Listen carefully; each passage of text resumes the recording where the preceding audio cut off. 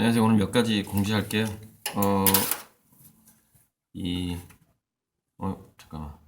광주에 이제 배달이 됐어요. 그림이. 화천대유인데 이제 광주에 배달된 게 최초의 그 불사조 태양이네요. 근데 이제 그 얼마 전에 이제 제 그림을 2억 원어치를 주문하신 분이 이제 역학적으로 7운, 8운, 9운 이 얘기를 하시는 거예요. 그러니까 그 얘기가 이제 보니까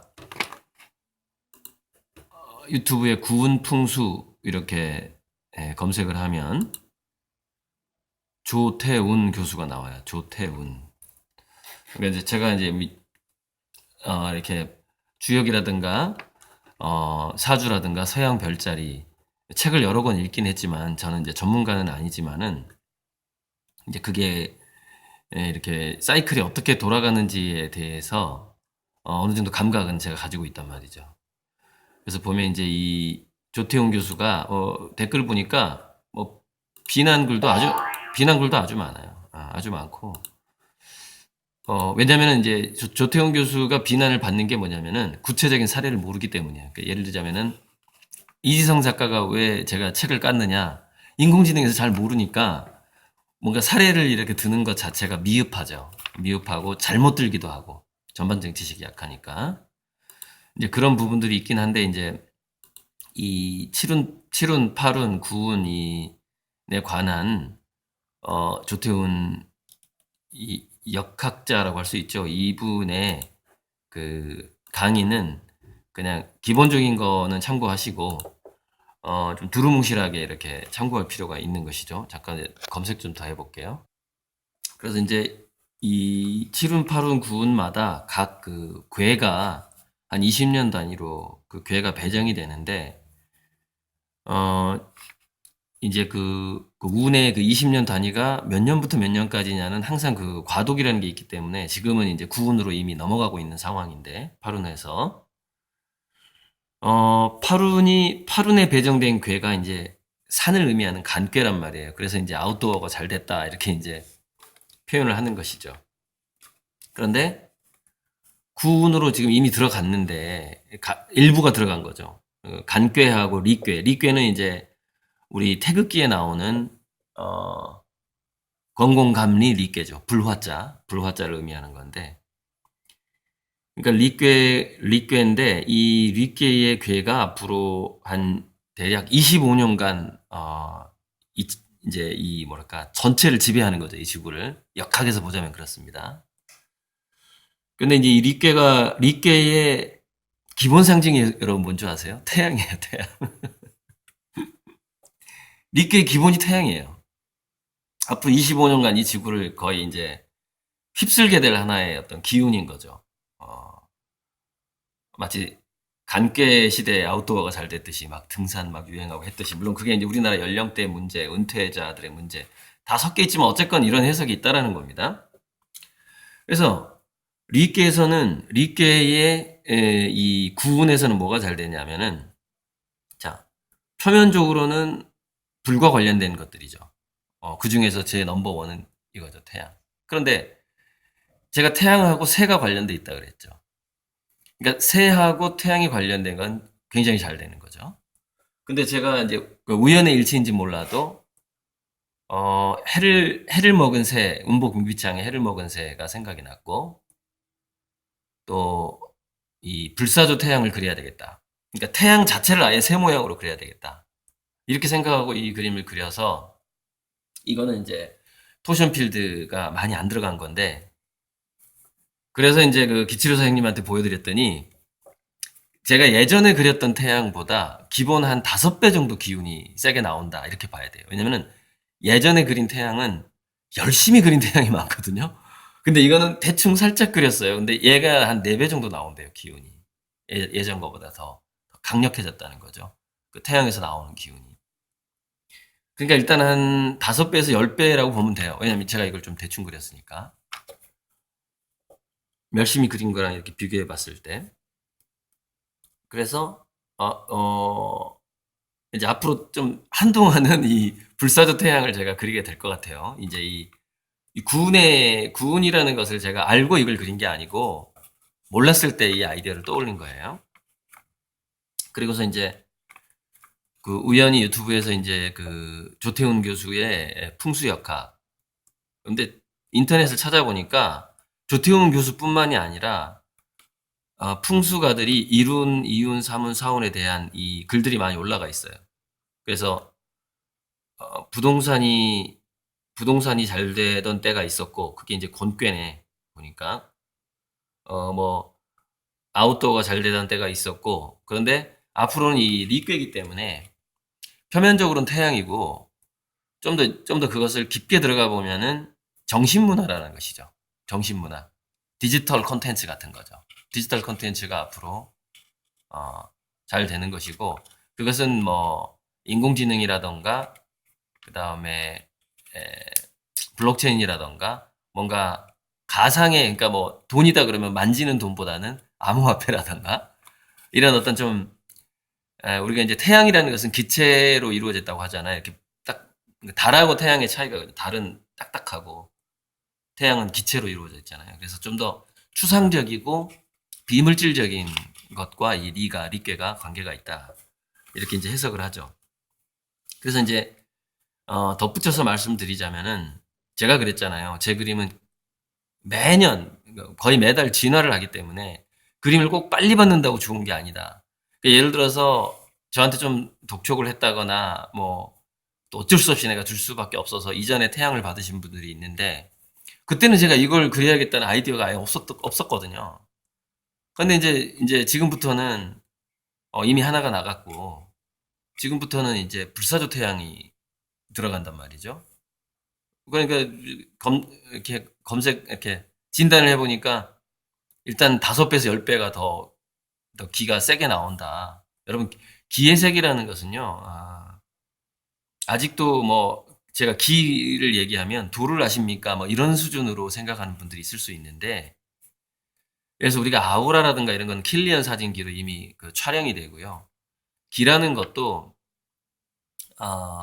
그 빌헬름 라이히에 대해서 대학교 때 책을 읽었어요. 라이히가 이제 그 오르곤 에너지라 그래가지고 기에 대해서 상당히 박식했고 우리가 질병에 걸리는 것과 기의 관계를 동양에서는 뭐 워낙에 동양의학이 그거였으니까 서양의 유명한 학자 중에서 그 신체에 그 보이지 않는 그 기하고 질병의 문제, 그 다음에 그 기하고 그 섹스의 문제 이런 것을 다루었던 굉장히 유명한 학자죠, 라이히. 굉장히 이제 서양에서는 신비주의자였고 라이히가 미국에서 책을 출판을 했는데 미국으로 건너가서 책에다가 이런 내용을 적습니다. 그 섹스에 대한 욕구에 대한 불만이 암을 유발한다. 이렇게 써버린 거예요. 그랬더니 이제 기독교 예전에 제가 강의에서 한 적이 있는데 이 얘기 기독교 보수 우파적인 미국 사회가 이제 주류잖아요. 지금 공화당의 어떤 텃밭이 되는 그런 사람들이겠죠. 거기서 도저히 참을 수가 없는 거예요. 그 성에 대한 것에 대해서 약간 좀 동물적이라고 보는 측면이 좀 있단 말이죠. 근데 그 성행위가라기보다는 성적인 욕구에 대한 그 불만이 쌓였을 때는 그것이 암을 유발할 수 있다. 그게 코르티솔, 그러니까 뭔가 분출이 안 되니까 그 욕망이 울혈이라고 그러죠. 기가 막히는 거죠, 이게. 그게 정상적인 분출구가 없기 때문에. 그래서 그것이 암을 유발한다 그래가지고 그 모든 책이요 불태워집니다. 라이의 모든 책이 그 책이 도서관에서 다 없애버리고. 그리고 결국 라이는 뭐 여차저차해서 감옥에 가서 죽어요. 대단한. 미국에서도 이런 일이 있었어요. 그렇게 이 기라는 거라든가 이런 게 아예 그 지식이 전무했고. 근데 지금은 이미 이제 현대 과학이 기를 측정하는 시대로 넘어왔죠. 어쨌건. 그래서 뭐 믿거나 말거나 하지만 아무튼 이 불사조 태양의 기는 제 이전의 태양보다 5배에서 10배 정도 강하다. 그러니까 그림을 천천히 받는 부분은 이 태양을 선물 받는 거고, 그림을 빨리 받는 분은 예전 태양을 받는 거죠. 자, 아울러서 제가 미술품 담보대출을 하는 이유에 대해서 좀 말씀드리고 싶은데, 미술품 담보대출은 첫째는 워낙에 어려운 분들이 할부로 제 그림을 사는 분들이 많아서, 서민들이 많아서 그분들이 그림을 가져간 이후에도 지속적으로 어려워질 수 있기 때문에 저는 이제 더 상류층하고 더 부자들한테 그림을 팔 것이고, 그럼 저는 현금이 많아지겠죠. 그럼 이 돈을 과거에 내 그림을 샀던 분들이 자기 돈처럼 쓸 수 있게 어떻게 만들 것인가, 내 돈을. 그냥 아무 이유 없이 이렇게 뿌릴 수는 없잖아요. 왜냐하면 이 지구상에 다 뿌릴 수는 없잖아요. 돈의 한계가 있기 때문에. 그래서 제 그림을 싸게라도 사신 분에게 그 그림을 매개체로 해서 제가 이제 그 전 세계의 그 부자들의 돈을 가져왔을 때 그거를 이렇게 현찰처럼 그냥 이렇게 써도 되고, 심지어는 탕진해도 되고, 왜냐면 그림값이 계속 올라가기 때문에 그런 어떤 혜택을 주고 싶다 해서 시작한 게 그림 미술품 담보대출이에요. 제 것만 하겠다고 그랬죠. 근데 또 하나의 목적이 있었는데 그걸 지금 이제 오늘 처음 말씀드리는 건데, 또 하나의 목적이 뭐냐면 제가 최근에 한 5년 내에 팔았던 그림을 이제 친한 사람들이죠. 다시 가져와서 한 3일 정도 이렇게 애프터 서비스, 가필이라 그래요. 이제 가필, 더 붓을 더한다. 가필을 해서 업그레이드를 시켜서 다시 이렇게 보낸 적이 있어요. 근데 그 한 몇 년 전에 그린 그림을 제가 딱 보면은 이때 왜 이렇게 못 그렸지? 이런 생각이 들어요.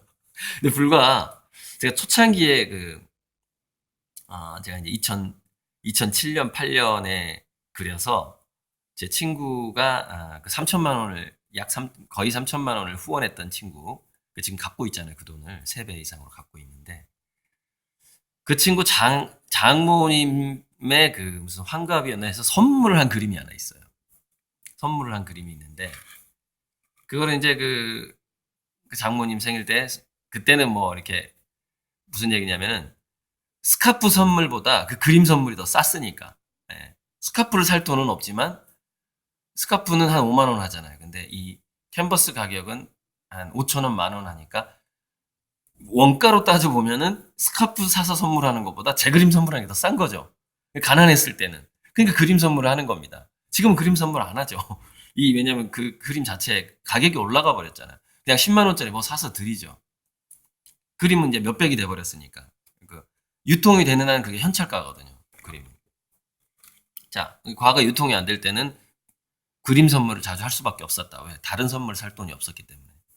그렇게 했는데 그거를 우연히 한 1년쯤 후에 보게 됐어요. 제가 선물했던 그림을. 그게 이제 뭐였냐면은 도시의 어떤, 그때는 이제 전체가 아니라 도시 풍경도 그렸는데, 눈동자에 밤에 어떤 사람이 이렇게 밤거리를 방황을 하다가 멀리서 오는 그 자동차가 이렇게 오는 자동차 그 쌍라이트가 눈빛에 비친 모양을 그린 거예요. 그러니까 밝은 불빛이 딱 2개가 이렇게 쌍으로 이렇게 있는 아주 단순한 그림인데, 그걸 1년 만에 딱 봤는데 홍채를 엉망으로 그린 거예요. 지금 이것도 이 홍채도 많이 진화한 거거든요. 그래서 막 창피한 거예요. 제가 내가 6개월 전에 1년 전에 이렇게 그림을 그렸단 말이야. 막 창피해. 그래서 다시 이렇게 그려서 주고 싶다는 욕망이 막 생기는 거죠. 근데 다시 그려드리진 못했는데, 뭐 그거는 그 초기 작품대로 나름대로 역사성이 있는 것이죠. 근데 미술품 담보대출을 하게 되면 힘든 분들이에게 현찰을 이렇게 나눠주는 효과도 있지만, 몇 년 전에 그린 그림을 제 갤러리에 이제 걸어 놓을 거 아닙니까? 근데 제가 마음에 안 든 부분이 분명히 보일 거 아니에요. 그것을 한 2, 3일 정도 시간을 들여서 곰곰이 보다가 몇 군데만 이렇게 가피를 하는 거죠. 그러면은 그 그림을 다시 찾아갈 때는 가격도 올라가 있겠지만 그림의 품질도 올라가 있는 거죠. 그러니까 과거의 그림을 가필하기 위한 목적이 있는 거예요. 제가 미술품 담보대출을 하는 이유가. 그러니까 누구라도 한 번쯤 할 필요가 있죠. 그러니까 물론 가피를 많이 할 수는 없어요. 저는 새 그림을 그려야 되기 때문에. 그리고 여러분 그 리모델링이 더 힘들다는 얘기 아시죠? 그 신축 건물보다 무슨 얘기냐면 가필이 어려울 수가 있습니다. 그래서 가피를 할 수 있는 그 한계가 있어요. 그 과거의 그림은 다 이미 구조가 짜여져 버렸기 때문에 살짝만 건드릴 수밖에 없는 거죠. 그래서 별을 더 예쁘게 한다거나 은하수를 좀 더 넣는다거나 뭐 동공을 조금 확장한다거나 이 홍채에 좀 더 살짝 입체감을 준다거나 뭐 이 정도? 그다음에 태양을 좀 더 아름답게 만든다거나 이 정도는 할 수 있죠. 그러니까 예를 들어서 한 서너 시간 정도의 어떤 가필은 가능하겠지만 2, 3일 내내 거기 할 수 있는 그 여지는 없어요. 이미 그 짜여져 버렸기 때문에. 그러니까 업그레이드도 많이 될 수는 없죠. 옛날 그림은. 그래서 아무튼 제 그림을 통해서 부를 분배하고 싶다라는 욕구하고, 그 다음에 과거의 그림을 다시 내가 가지고 있는 동안 좀 더 업그레이드 시키고 싶다라는 그 어떤 두 가지 욕구가 결합된 것이 미술품 담보 대출이다. 이렇게 보시면 돼요. 뭐, 또 하나 숨어 있는 이제, 거는 뭐냐면은, 고리들 그림은 현금이구나. 라는 그 인식을 줌으로써 굉장히 유행하게 만들어버리는, 줄서게 만들어버리는 효과가 있어요. 미술품 담보대출이. 그럼 뭐 부자가 됐든 가난한 사람이 됐든 간에 돈이 있어도 이제 제 그림을 못 사는 거죠. 줄 설 수밖에 없는 거죠. 그렇게 되면은 가격은 저절로 올라가게 되는 것이고, 근데 미래에는 이제 그 줄 서는 사람들, 이제 갑부들이 줄 서게 되죠. 지금은 이제 이 서민층, 중산층 몇 분 이렇게 해서 이제 제 그림을 기다리고 있는데, 이게 이제 갑부들이 줄 서다가 세계적인 갑부들이 이제 제 그림을 받으려고 줄 서는 상황이 오게 되는 거죠. 그렇게 됨으로써 제 그림이 이제 조 단위가 넘어가 버리는 겁니다. 네, 자연스럽게 그렇게 돼갈 거예요. 잠깐만, 또 이제 하고 싶었던 얘기가, 제가 이제 시돌 씨, 시돌 용현 씨의 다큐멘터리 3부작을 다 봤어요. SBS. 우연히 처음에 보게 됐는데 1부, 2부, 3부를 다 보면서 정말 가슴이 아팠고, 그분이 그 뇌졸중이 이제 다 치료되길 바라고, SBS 스페셜 1부, 2부, 3부 있어요. 시돌 용현 뭐 이렇게 하면은 검색은 될 겁니다. 아직 못 보신 분들은 볼 필요가 있는데, 예를 들자면은 이봉창 의사, 뭐 윤봉길, 안중근, 우리 일제시대 때 독립운동 하던 분들과 저는 같은 급이라고 봐요. 왜냐면은 시대가 변했지만 이분은 자기 목숨을 바쳐가면서 이 사람들을 돕고자 애썼기 때문에, 뭐 목숨을 바치면서 이렇게 하는 측면에서는, 그리고 군사 정권에서 이제 이렇게 핍박도 받았고 전투하는 시절에, 그래서 거의 저는 독립운동가 급이다 이렇게 보고 있어요. 근데 이게 시대가 이제 일제시대 군사 정권, 그리고 지금은 이제 어떤 군사 정권은 아니지만은 자본이라는 힘이 있죠. 자본이라는 힘. 그러니까 제가 자본주의 자체를 싫어하는 게 아니라 돈이 탄생한 이후에 어쩔 수 없이 생긴 폭력성이 있단 말이에요. 돈의 폭력성이 있어요. 그러니까 그 돈의 폭력성으로부터 사람들을 지키는 시대다. 저는 이렇게 보는 거죠. 그러니까 일제시대 때의 그 어떤 독립운동과 이 시돌용현 시대, 군사정권 시대의 민주화운동 또는 인권운동과 또 이 시간 이후의 어떤 인권운동이라는 것은 그 운동이 필요하긴 한데 싸우는 대상이 달라지는 거예요. 싸우는 대상이. 그러니까 시돌 씨도 그 얘기를 하는 것 같아요. 누군가 우리가 돈이 꼭 필요해서 이 화폐라는 게 만들어졌는데, 이게 이제 이 돈이라는 수단이 훨씬 더 뭐랄까, 돈을 버는 것이 굉장히 쉬워지기 때문에 부대적으로 데미지를 입는 사람들이 많은 거죠. 이 돈이 탄생한, 화폐가 탄생한 이후에. 이게 이제 암호화폐가 되면 더 피해자들이 더 많이 늘어나겠죠. 그래서 미래 사회는 인권운동과 그다음에 환경운동과, 미래의 독립운동이라는 것은, 제가 이제 미래의 독립운동가 스타일이다 이렇게 보는데, 미래 독립운동이라는 것은 인권운동은 기본이고 인권사각지대는 기본이고 뭐 밥 굶는 사람들 도와주는 거 기본이고 환경 파괴 문제 이걸 어떻게 할 것이냐. 여기 이제 정말 지구를 지키는 지구 환경을 지키는 독립운동이 필요하고 또 뭐냐면 돈의 폭력성에 의해서 이 피해자들이 많단 말이죠. 이 화폐 제도의 폭력성. 그 중에 하나 제가 이 부동산이라던가 이 어떤 부동산 담합으로 돈을 번 사람이 있는 반면에 아파트를 샀는데 더 이상 팔리지도 않고 이제 막 가격이 떨어져서 깡통 주택이 되고 막 자살하고 이런 피해자들도 있는 거거든요. 그 중에서 제가 정말 안타까운 피해자의 한 사례가 뭐냐면, 자, 시골에서 부모님이 땅을 팔아서 논을 팔아서 공부를 시킨 거야. 자기 장남을. 이제 베이비붐 세대라고 볼 수 있죠. 58년 개띠 정도. 또는 60년생 정도. 또 65년생까지. 저는 이제 2차 베이비붐 세대고 1차 베이비붐 세대. 그렇게 해서 막 우골탑이라 그래가지고 소를 팔고 저기 제주도에 가면은 대학나무 그래가지고 밀감 그 귤나무 큰 거 그 귤 따가지고 대학을 보냈어요. 막 이런 사람도 있죠. 그래서 갔는데 도시의 경쟁이 있잖아요. 생존 경쟁. 시골 출신이잖아. 게다가 스카이도 안 나왔어. 막 이러면은 승진 경쟁에서 밀리고 어느 순간에 이제 50대 중반 됐는데 명퇴를 해야 되는 상황. 근데 명퇴를 딱 하고 보니까 정말 논 팔아서 소 팔아서 자기를 가르쳤던 부모님이 이제 몸이 아프기 시작한 거죠. 나이가 들어서. 그래가지고 이제 은퇴도 하고 했으니 부모님을 모시면서 부모님 내가 더 오래 사니까 부모님 돌아가실 때까지 내가 모셔야 되겠구나.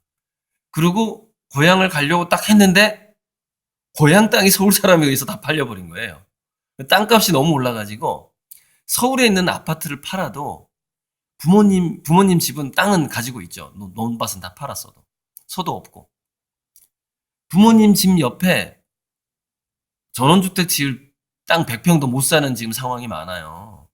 서울의 아파트를 팔아도. 왜냐면은 그게 뭐냐면 살짝 그 제주도라던가 아니면은 해안가에 좀 관광지를 끼고 있다거나 그러면요. 이미 그 이제 그 돈으로 돈 번 사람들이 그 시골 땅을 사놔 버린 거예요. 그래서 정작 내 부모님을 모시고 싶은데 고향에 돌아갈 수가 없는 거예요.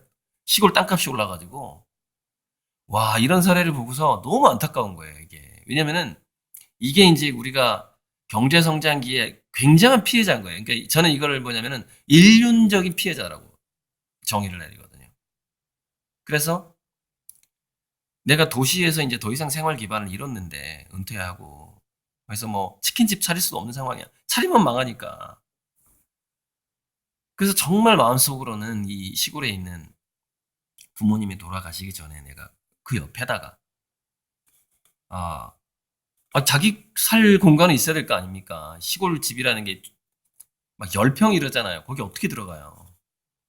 애들은 그 도시에 남겨놓고 그 중년에 부부만 내려간다고 쳐도 귀농귀촌을 한다고 해도 이거 비용이 아파트 팔아가지고 감당이 안 되는 거죠. 뭐 서울 강남 아파트도 이제 팔려고 해도 안 팔리고 또 이제 감당이 안 되는 상황인 거죠. 근데 부모님은 모시고 싶어. 부모님 지금 살아계실 날이 10년, 20년밖에 안 남은 것 같아. 짧으면 5년밖에 안 남은 것 같은데 부모님 옆에서 살고 싶은 거야. 근데 돈이 없어. 이게 고향 찾아주기 일륜복지 시스템이에요. 이걸 누가 하겠습니까? 이거는요, 어떻게 되는 거냐면은 이미 오른 땅을 사야 돼요. 사서 거기다가 농가주택이나 전원주택을 지어서 그 사람이 그 연로하신 부모님 옆에 살도록 해드려야 돼. 얼마나 돈이 많이 들겠어요. 그거 물론 100평, 200평은 안 사고 한 50평만 사도 되겠지만은 50평 사서 20평짜리 농가주택 지으면 되잖아요. 그럼 밭을 사도 돼요. 농가주택은 17평까지인가 합법이에요. 그냥 막 지어도 돼. 농막. 어마어마한 럭셔리해요. 여러분 농가주택. 제가 농가주택 짓는 그 알바를 다녔잖아요. 예전에. 제 그 선배가 건축업자였는데 그 등록증이 없어요. 자격증이 없어요. 자격증이 없는 사람이 27평 미만의 집은 지을 수 있어요. 그래서 주로 구형은 농가주택만 지었어요. 그래서 제가 그 건축노동하는 사진을 보면 다 조그만 농가주택이에요. 한 20평짜리, 25평짜리. 그 대신 그 형은 데크를 되게 넓게 짜주죠. 데크, 그리고 지붕 씌워주고, 그러면 이제, 쓸 수 있는 평수는 30평대가 되는 거죠. 그렇게 이제, 아유, 데크 막 기둥 막 제가 그 만들던 생각이 나는데, 아무튼. 그게 뭐냐면은, 고향 찾아주기 일륜복지 사업이에요. 그러니까 저는 이런 것까지 제가 아주 가난했을 때부터 제가 구상한 거예요. 제가 일륜복지 1차 베이비붐 세대가 나이 많은 부모님이랑 같이 어떻게 살게 해줄 것인가. 이거는요, 완벽하게 복지 사각지대입니다. 예. 아무도 도와줄 사람이 없어요. 이런 거는. 그 마음을 알아주긴 하지만 형평성 때문에 도와줄 수가 없는 거죠. 그 안타까운 마음은 알겠는데. 그럼 어떻게 해야 되냐면은, 일단 깡통주택이 된 서울의 아파트는 놓고 시골 부모님 집 옆에 그냥 임야나 뭐 전 사가지고 농가주택 지어주고 살게 하는 거죠. 근데 그 임야는 누구의 소유가 되냐면 복지재단의 소유가 되는 거죠. 복지재단의 소유가 되고 그분은 부모님 돌아가실 때까지 거기 계속 살게 하는 거죠. 그러면 이제 거기에 너무 행복하면 부모님 안 돌아가시게 막 보약을 막 먹이면서 서로 행복하게 사는 거죠. 계약은 그렇게 하는 거예요. 양친 부모 다 돌아가실 때까지 무료로 쓸 수 있다, 당신이. 이렇게 계약을 하는 거. 엄청난 이거는 복지죠. 그래서 저는 이걸 일륜 복지인데, 그러니까 제가 크게 하고자 하는 이제 그 자선 사업의 두 줄이 뭐냐면 일륜 복지와 문화 복지잖아요. 일륜 복지, 문화 복지. 굶어 죽는 사람들 하는 건 구세군도 하니까. 저는 복지의 그 틈새, 복지의 사각지대를 찾아야 되잖아요. 그다음에 투자의 사각지대가 있단 말이죠. 그리고 갑자기 힘들어진 그 긴급 구호가 필요한 사람들 있죠. 그래서 생활보호 대상자는 아닌데 막 자살 심정이 들 정도로 갑자기 힘든 사람들. 이런 분들을 찾아내야 되는 거예요. 이게 복지 사각지대와 투자 사각지대를 감당해주는 대단한 자선 사업가가 빨리 나와줘야 되는 거죠, 한국에.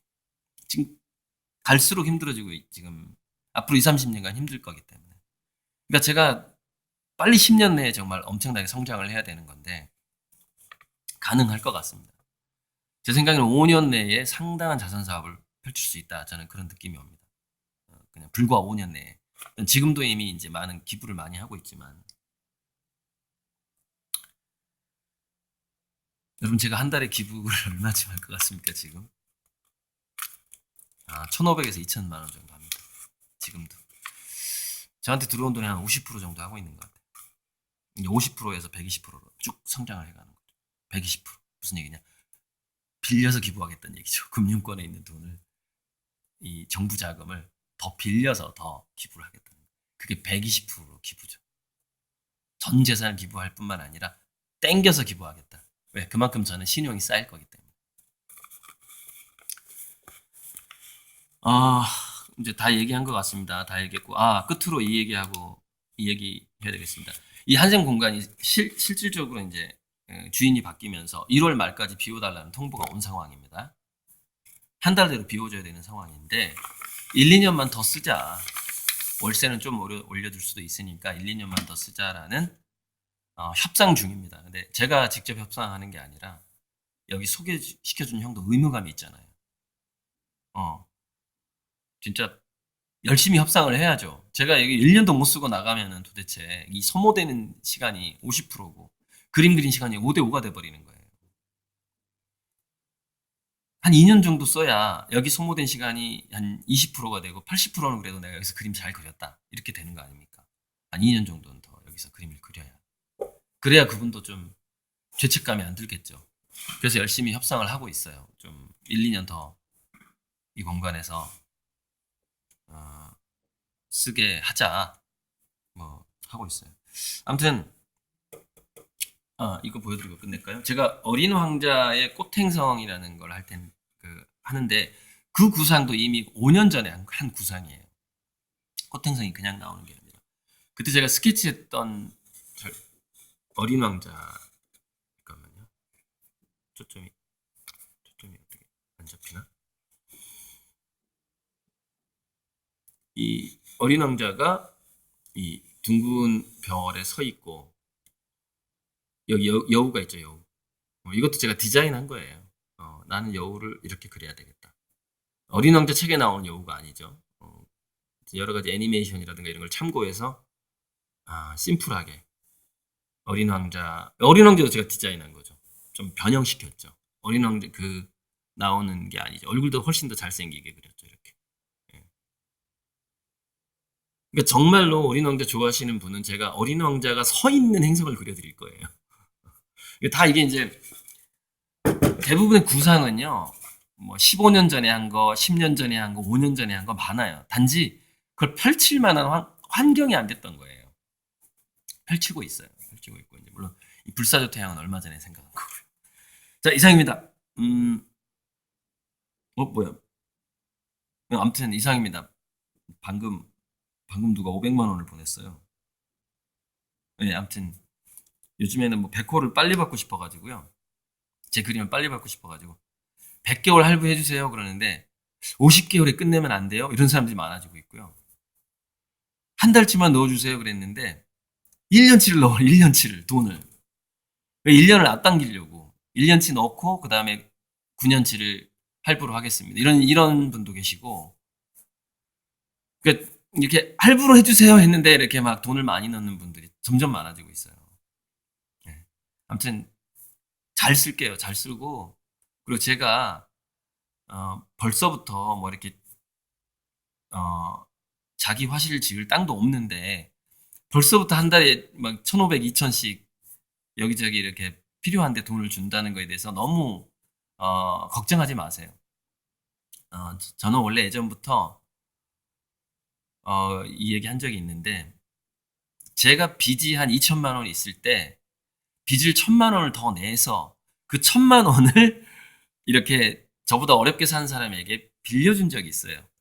물론 75% 이상은 못 받았습니다.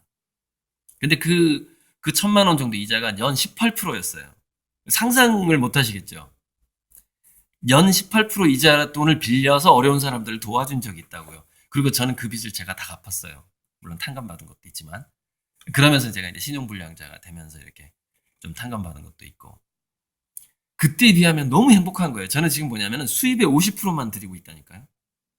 빚이 있는데도 더 빚을 내서 빌려주던 시절도 있었어요. 이렇게 도와주던 시절도 있었어요. 그러니까 너무 염려하지 마시고 앞으로 이렇게 저는 정말 싼 땅을 살 거예요. 이제 평당 20만 원 이하로. 지금 평당 30만 원도 너무 비싼 거 안 된 것 같아. 안 될 것 같아.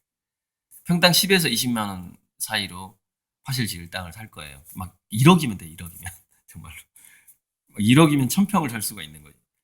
2억이면 뭐 한 1,500평, 2,000평을 살 수 있는 거죠. 그리고 건축은 또 기다렸다가 건축비가 생기면 또 건축하면 되고 지금은 한 뭐 3년에서 5년간은 그냥 월세 살아도 괜찮아요. 조금 효율은 떨어지겠지만 빚가 좀 피곤하겠지만. 네, 이상입니다. 네.